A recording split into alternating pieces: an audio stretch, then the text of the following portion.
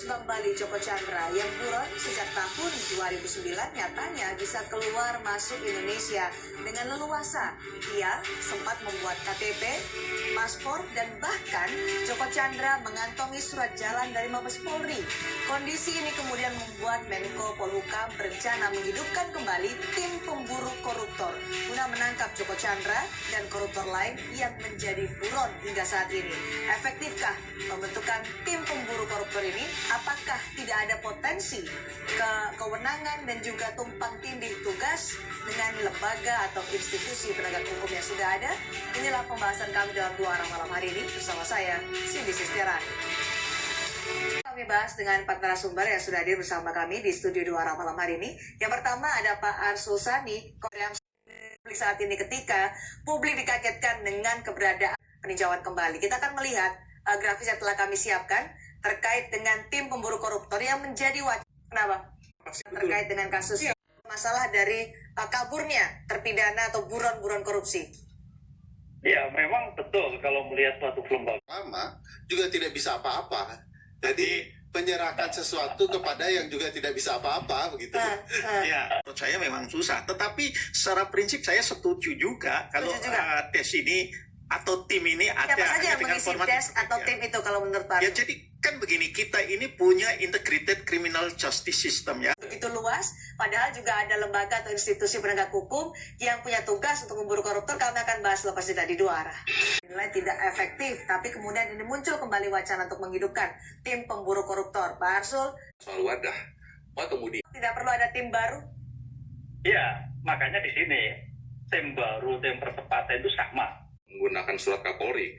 Tapi dalam bayangan saya, ketika ada upaya-upaya kerjasama dengan pelaku tindak pidana korupsi, dalam bayangan saya memang upaya percepatan. Jadi nggak bicara soal bikin tim begitu. Tidak bikin tim. Tapi kalau kita bicara atau berkaca pada TPK, tim pemburu koruptor tahun 2004, bicara tahun ini, kita lihat mengapa optimis dengan ada tim pemburu koruptor bisa menangkap buron. Mereka tidak percaya dengan apa yang sudah ada di sini sekarang atau established sekarang. Itu masuk kan itu loh. Artinya kan begini, yang dibutuhkan adalah sebetulnya bagaimana ada reformasi di tubuh keimigrasian. Kemudian bicara soal dukcapil, menurut saya nggak bisa lepas tangan. Oh, kita nggak punya database yang terintegrasi. Berarti kan juga perlu ada evaluasi di sana. Evaluasi reformasi. Upaya-upaya perbaikan di sana itu yang evaluasi reformasi, Pak Arsul. Ya, sebetulnya harus di periode kedua Pak Jokowi kok masih ada yang begitu saja. Nah, yang ingin saya katakan adalah tidak berarti kemudian kita merevolusi mental, melakukan reformasi, kemudian tidak perlu juga. Persis sama, TPK ini. persis sama. Itu pula yang perlu disadari bahwa ada yang muncul dan terlibat. Dan mestinya sebagai pimpinan tertinggi, Presiden membenahi ini, memberikan waktu kepada Jagung untuk melakukan sesuatu untuk bebenah. Belum lagi soal anggaran baru. Padahal jaksa sudah diberi anggaran untuk mengejar dan memburu koruptor begitu ya. Kenapa kemudian dibuat lagi lembaga untuk anggaran yang baru? Padahal kita mau menyederhanakan anggaran agar uang negara tidak. Sebentar Mas Ferry, nggak ada itu anggaran memburu koruptor, nggak ada di kejaksaan. Saya yang bahas revisi anggaran loh. Begini, gitu loh. Jaksa itu kan tugasnya salah satu mengeksekusi perkara kan. Artinya kan sudah diberi anggaran sebagai lembaga. Nah itu kan tak perlu nambah lagi tak perlu ditambah lagi karena tugasnya. Untuk tim pemburu koruptor efektivitasnya seperti apa? Apakah tidak akan tumpang tindih dengan yang sudah ada? Kami akan kembali selepas jeda. Kabur adalah masalah koordinasi. Perlukah ini sampai membentuk tim pemburu koruptor, Mas Tama?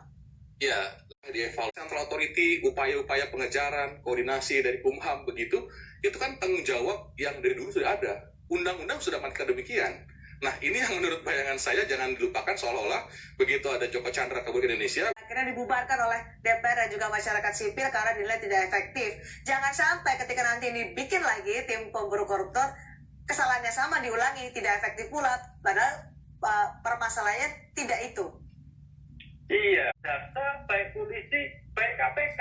Jadi jangan jalan di tempat, kan arahnya ke sana. Mudah-mudahan, Mbak, mudah-mudahan sebelum dibentuk ini, Kapolri sudah melakukan reformasi. Yang dibentuk 2004 dan dibubarkan, hanya usia 5 tahun, 2009 dibubarkan. Apa yang harus dievaluasi, jangan sampai ketika nanti akan diwujudkan tim pemburu koruptor, ada lagi permasalahan ini. TPK sebelumnya. Iya, Negara ini tidak boleh lari dari masalah. Badan Penanggulangan Bencana Nasional dibuat lagi gugus tugas. Padahal kan yang dibuat lagi ada Mas Ferry, Dewan Pengawas Dewan Koruptor.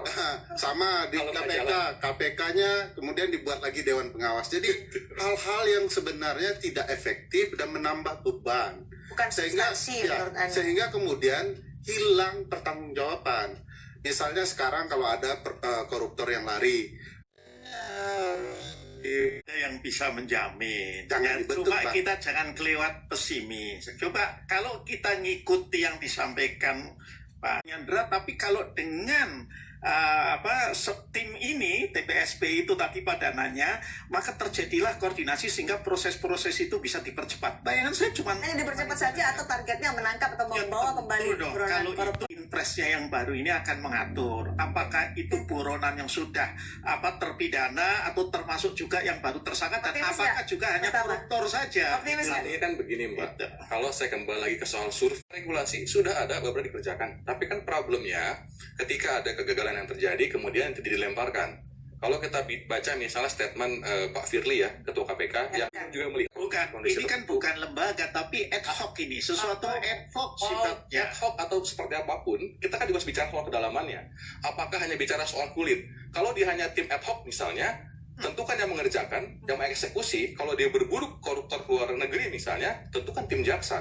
Kalau ada tim itu hanya ex officio, dia hanya mewakili. Apakah dia bisa saya mengomentari kan itu yang kemudian jadi sedikit soal ad hoc.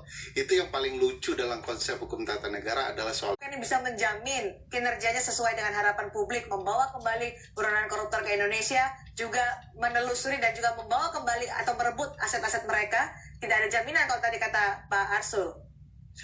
Terlalu lama. Terlalu lama.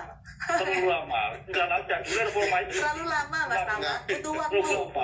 Kan lagi-lagi Dan Ya, bukan yang tadi penyakit disampaikan begini Mbak ekosektoralnya. Cindy, artinya argumen Anda diberikan terlalu lama kalau nanti iya, artinya kan begini, ini kan sudah jangan oleh publik. Sebenarnya apa harus dilakukan oleh pemerintah untuk bisa menangkap koruptor kembali ke luar negeri secara efektif dan juga efisien? Kami bahas lepas jeda di Dua Arah. Statement dari masing-masing narasumber di Dua Arah malam hari ini menyikapi terkait dengan wacana tim pemberantasan koruptor oleh Kementerian Polhukam. Mas Tama. ya, kami atau belum. Bagaimana kemudian kita menjawab ada banyak putusan pengadilan yang menyebutkan kerugian negaranya sangat banyak, sangat besar. Bagaimana eksekusinya? Artinya memang betul. Makanya kalau bagian dari Pendekatannya itu pendekatan sistemik. Kalau kita ya itu Mari, silakan. sebenarnya mencari, memburu mereka. Mestinya kemudian setiap jaksa yang menangani perkara yang berkaitan dengan para koruptor yang kabur itu diberikan beban oleh Jaksa Agung atau Menteri Koordinator atau bahkan Presiden untuk segera menemukan, memburu para koruptor itu. Baik jaksa yang ada di Kejaksaan Agung maupun Juga terima kasih Pak Ibnu telah bergabung bersama kita di Dua Arah mendiskusikan terkait dengan wacana tim pemburu koruptor oleh Kemenko Polhukam. Saya tutup Dua Arah malam hari ini. Kita akan berjumpa lagi dengan topik yang berbeda pekan depan. Sampai jumpa.